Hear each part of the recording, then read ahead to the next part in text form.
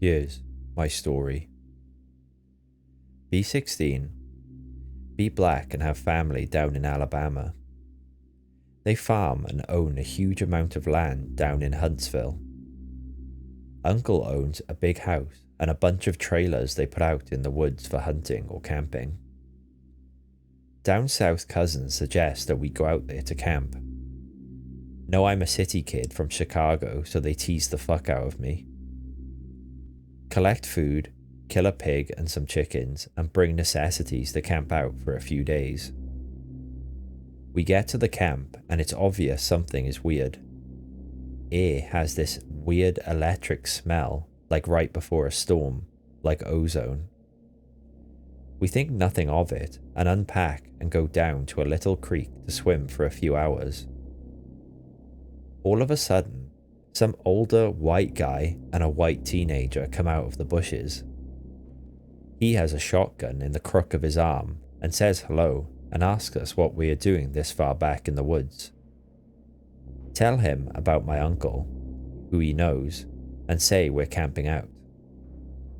He tells us we need to be real careful out here and stick together because there was a big animal in the woods. His son, who is my age, asks if he can stay and hang out with us. He says okay. I'm going to stop green texting because the story is fairly long and the format is harder to write in. So, we end up playing football. Dicking around with me, there's the white kid, Tanner, 5 of my cousins, and then 4 of their friends. In total, there were 5 girls and 6 boys. We were all around 15 to 17, and we ended up just dicking the day away. Eventually, we head back to camp and pull out some stuff for a campfire, even though the trailers both had kitchenettes. Tanner says that his family's property sits up against my uncle's. He wants to run home and ask his dad if he can come out camping with us. My cousin Rooster says he's going to go with him since it's going to get dark soon. One of the girls also wants to tag along. It's about 7 o'clock and it's starting to get pretty dark. They grab flashlights and take the trail toward Tan's property. The rest of us chill. We make s'mores, drink, and kiss on the girls. About 30 or 40 minutes later, there's the smell of ozone again. You could notice it over the scent of the fire we had started. This really nasty, coppery smell, like right after you've had a nosebleed and it stopped. It wasn't exactly like dried blood, but it was the metallic back of your throat smell. We immediately think that it's some kind of electrical malfunction, or that someone left a hot plate on or some shit. We search the trailers and nothing's on, but we can all smell it. All of a sudden, we can hear people booking it down the path towards us. Rooster, Tan, and the girl all come running into the clearing, out of breath, and they don't even break stride. They all run into the trailer right by where the fire is. We all get the fuck out of there and into the trailers. They end up calming down. Even Rooster is crying his fucking eyes out at this point. All the while, the fire is guttering lower and lower. So my other cousin says, fuck it, and are about to go outside to get the generator out of the shed between the trailers. Tanner goes, fuck no, lock the front door. Ain't nobody else going outside. He's been crying too. His eyes are bloodshot and puffy, and his pants are dirty as shit. He goes on to tell us that they went up to his house. His father said sure, he could go out camping, but to make sure they were careful on the way back, and that maybe they should take one of the hunting rifles just in case. Evidently, Tanner had seen something in their yard a few days before. One of their pigs had been ripped up and half eaten. They assumed it was just some big cats or coyotes, even though they don't usually fuck with live animals. Tanner went upstairs, packed his stuff, and told his dad they would be okay without the rifle. because coyotes avoid people. Then they started walking back toward where we were camping. Rooster finally stops crying and shaking. The girl already had, but was now just staring out of the window with a dumb look on her face. He says they had gotten halfway into the woods toward the camp when they'd started to hear shit in the forest. It was almost pitch black by this time, so they weren't sure at first what the fuck it was. The girl says that she heard something in the bushes right off the trail. They all beamed their flashlights over there, and there was someone standing in the woods in a little hollow. Rooster said they shouted at him and told him that he was scaring the fuck out of them and what a dick he was. He says that's when he realized that the guy was facing away from them. They keep walking and they start smelling the nasty coppery ozone smell. They say that they look off into the forest on the opposite side, and there's a dude standing there too, backward, slightly closer to the path. So now they start power walking, and Tan keeps going, "I should have taken the fucking rifle." As they're telling the story, the smell is still super strong, even inside the cabin. They say that after they started walking faster, a kind of low gibbering had began coming from both sides of the wood. As they booked it back to the trailer, the girl said she flashed her light out to the side of them and saw something jerking itself through the woods. The gibbering just got louder and louder, and when they could see the light from our campfire, something had come out of the woods about 40 yards behind them onto the track. Then they just flat out ran as hard as they could to the trailer. So we're out in the fucking woods, and we're assuming at this point it's some rednecks or some shit trying to fuck with us. All of a sudden, my other cousin, Junior, starts going on about how he went to school with a native kid that was telling him about the Goatman or some shit. We promptly tell him to shut the fuck up because we don't need any spooky talk right now. But he just keeps going on and on about how it's the fucking Goatman and how we are in his woods and blah blah blah. Now, at the time, I had never heard of this Goatman or any of that. But then, a couple years ago, the year before I graduated college, I had a Menom for a roommate, and I ended up asking him about it. And to sum it up, it's basically a fucking man, the head of a goat, and he can shapeshift and get among groups of people to terrorize them. It's also supposed to be kind of like the Wendigo. It's bad mojo to even talk about, and even worse if you see it. Keep in mind, I don't know this back when I was 16, so my cousin is going, "The Goatman's going to get in and fucking get us."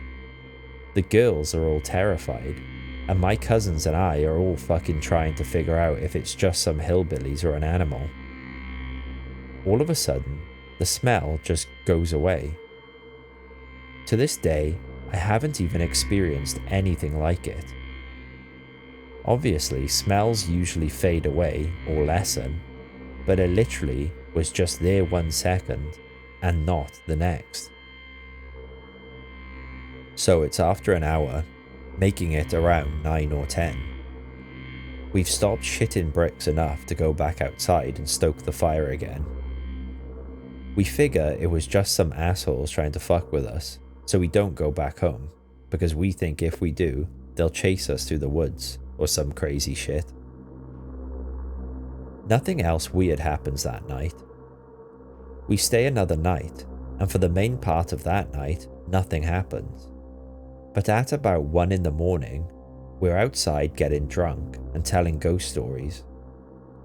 As someone is finishing some too spooky story, I don't remember what about, the smell comes back. It's so fucking strong that one of the girls literally starts vomiting. I stand up and you can actually feel how clammy the air is. I say we should get inside and that this isn't right. We should have just fucking left. We all go back inside and we're standing around. My cousin keeps going on about how it's the Goatman. My other cousin, Rooster, tries to shut him the fuck up, and all the while, I'm just feeling that something is wrong, and I can't figure out what the fuck it is. We end up sitting in there for a while. The smell is just as strong, and we're terrified and all huddled in this camper. We end up cooking brats for everybody, because nobody wants to go outside. It's one of those packs with 4 brats. We have a total of 3 packs. I grill them up on the stove and give everybody a hot dog, then get mine. After a while, one of my cousins gets up and goes over to the pot to get another one. He starts grumbling about how I got 2 brats and everybody else only got 1. And I look at him like he's fucking stupid.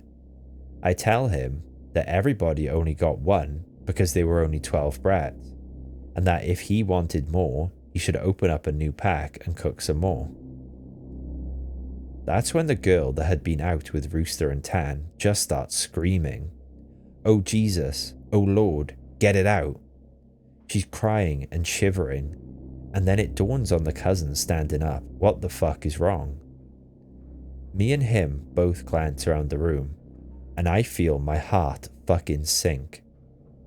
I run the fuck out of the cabin and the girl runs with us. The trailer door is banging against the side of the trailer as everybody books it out. One of my cousin's friends asks us what the fuck was wrong. I start counting us. There's only 11 now.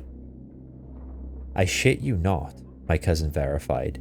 There had been 12 people in the cabin, but being that everybody didn't really know each other well, nobody had noticed the whole fucking time that there was an extra person.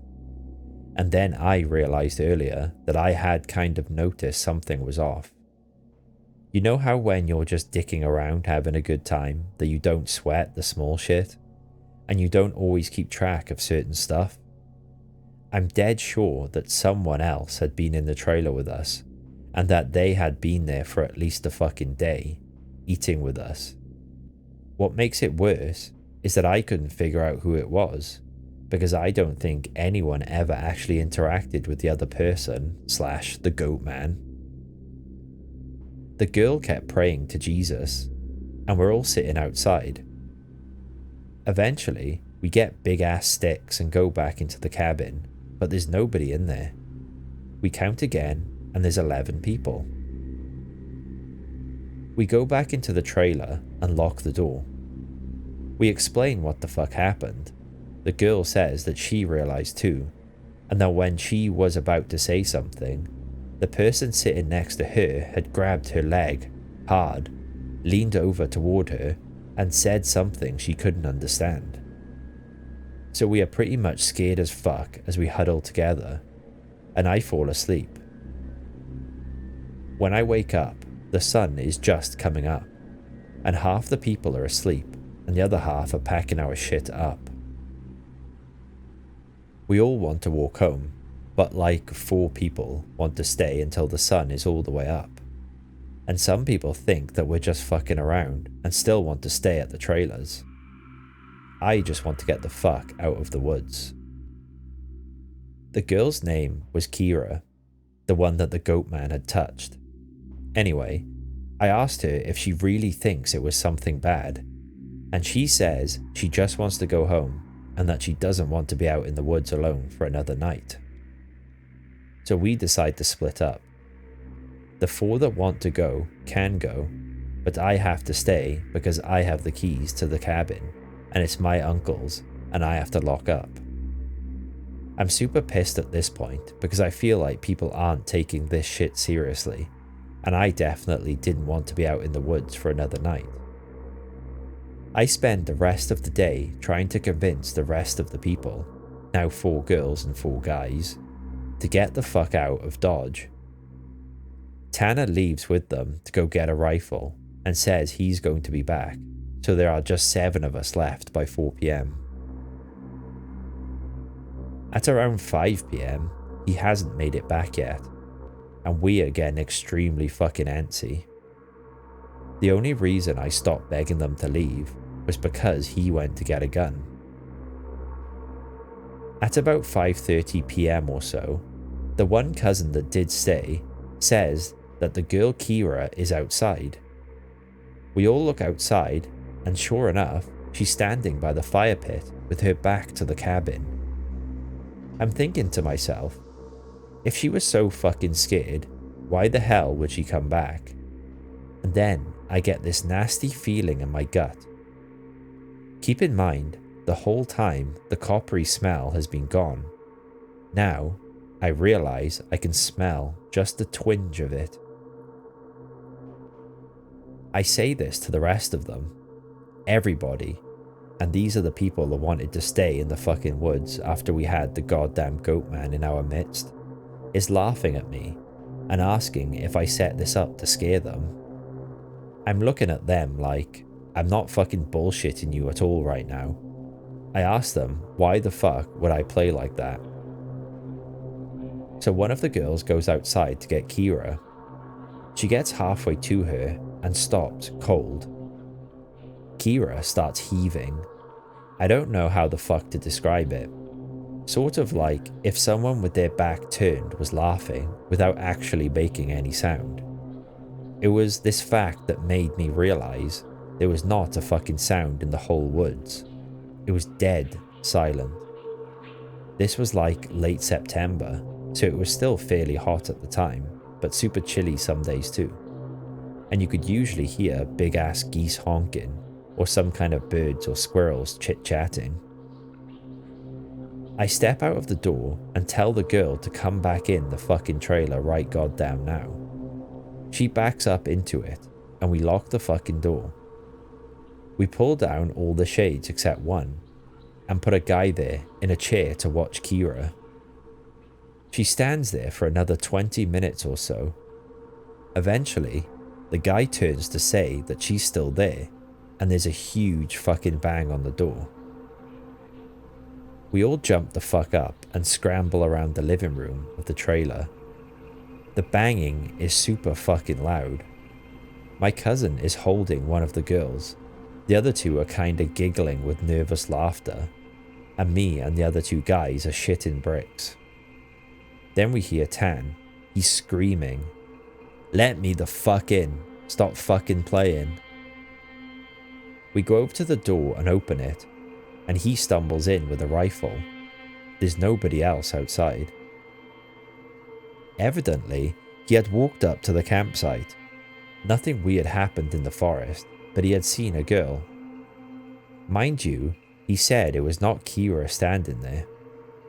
When he had gotten to the edge of the clearing, she had turned toward him with a slack-jawed look and just stared him down, slowly tracking him as he walked around the outside of the clearing towards the camp.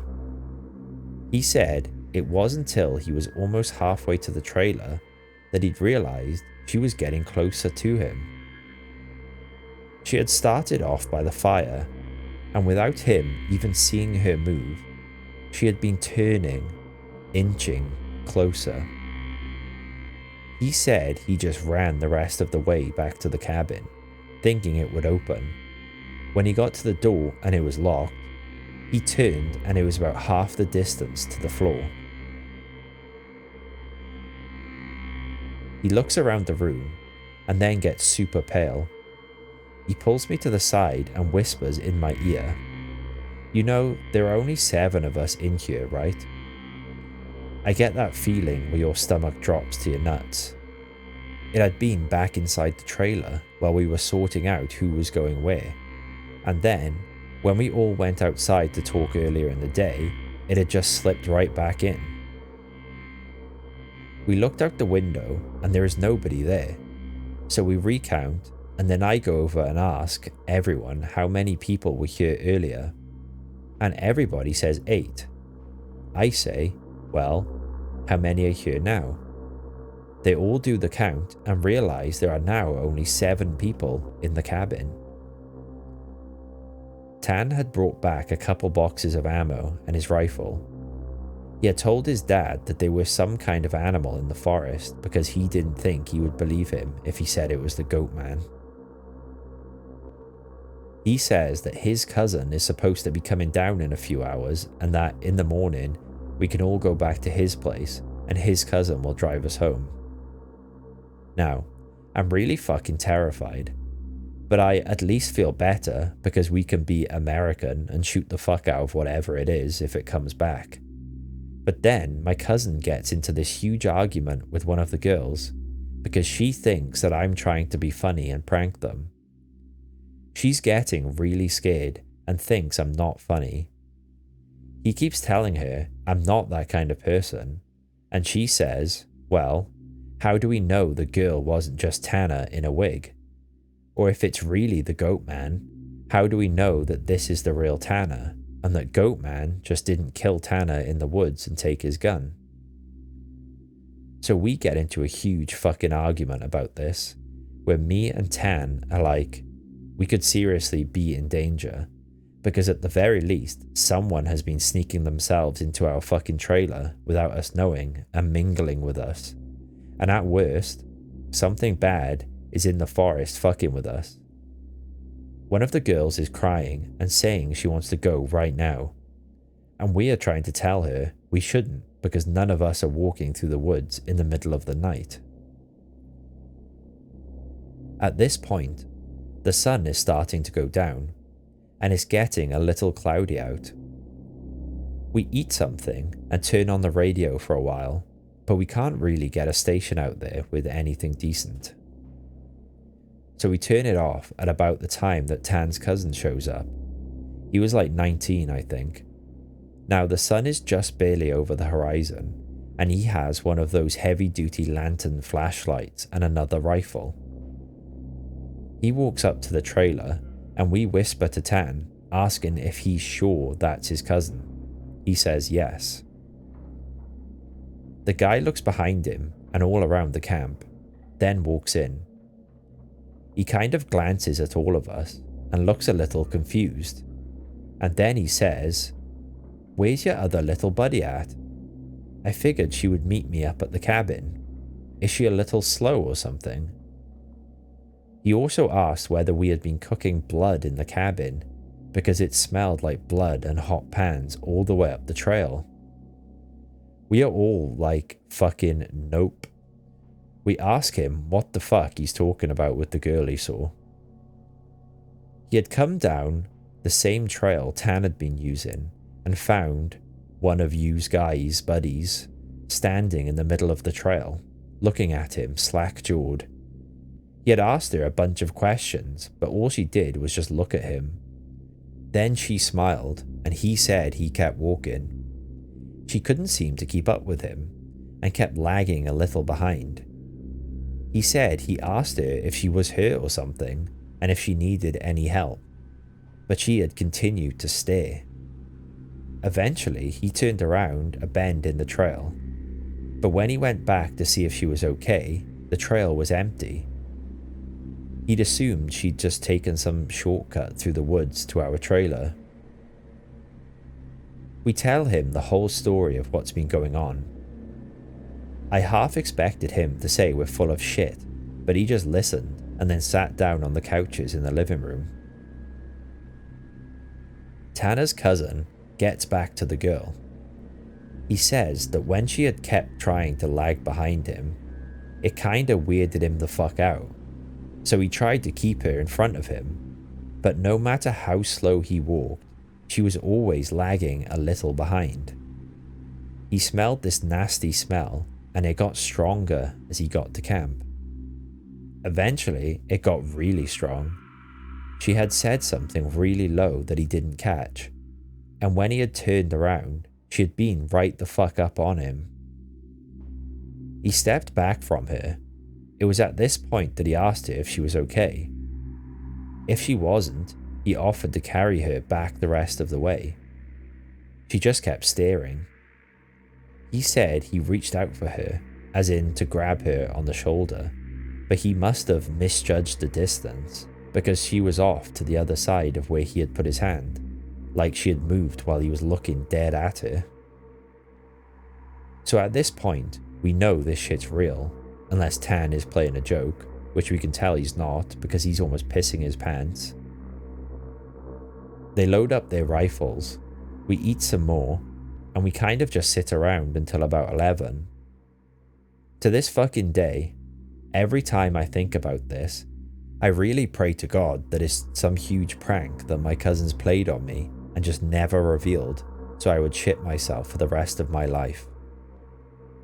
At around 11, the stink of copper turned into an actual gross, blood-like smell, like cooked blood and singed hair. Tan and his cousin Reese get the fuck up instantly and grab the rifles. There's like a half knocking, half clawing at the door, and I shit you not, there's this voice. It sounds like when you see those YouTube cats and dogs whose owners teach them how to talk. It says in this halting, weirdly toned voice, "Let me the fuck in. Stop fucking playing." It made my fucking nuts creep up inside my body, and one of the girls just starts crying and calling for Jesus. It was so fucking obviously not a person talking. It didn't have the right cadence. That's some shit that I never realized until that moment, but all people have a certain cadence when they talk, no matter what language. All people have a certain kind of rhythm when talking. This shit didn't have any kind of cadence or rhythm. One of those YouTube cats, that's what the fuck it sounded like outside the door.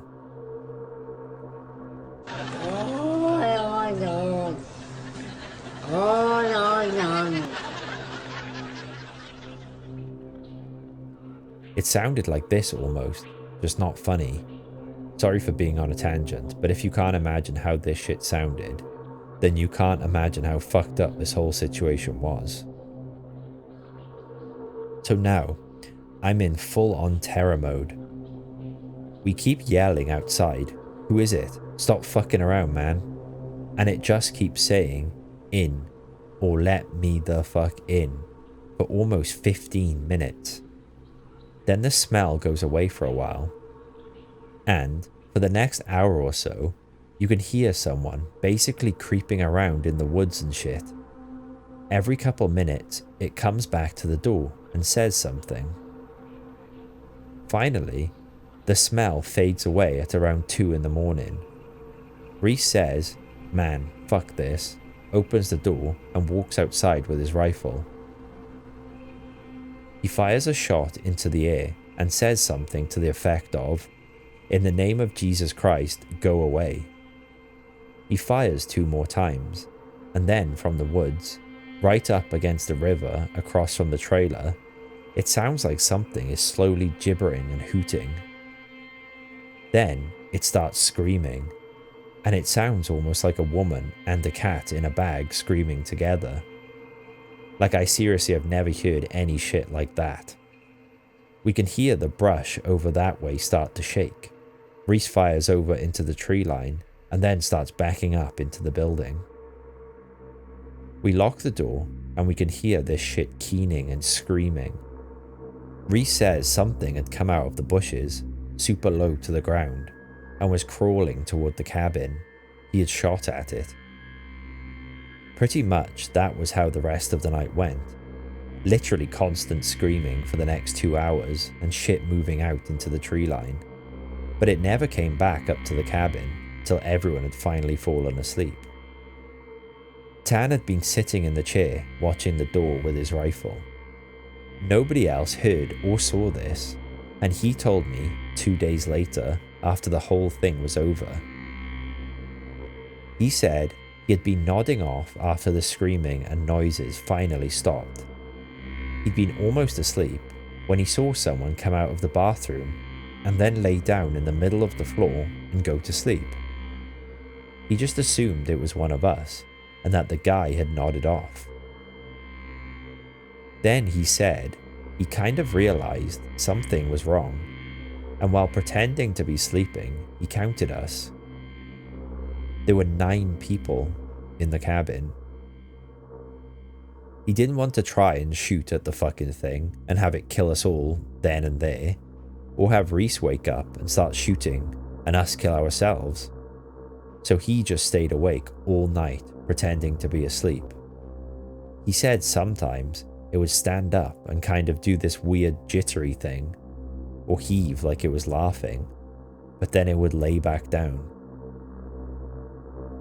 The story closes pretty weak, because from my perspective, nothing happened. When we woke up, I noticed that Tan was a little jittery, and that he was avoiding looking at all of us. But we ate some breakfast, packed up, and started walking to his house. He stayed last in the cabin, and said he'd lock up and bring me my uncle's keys.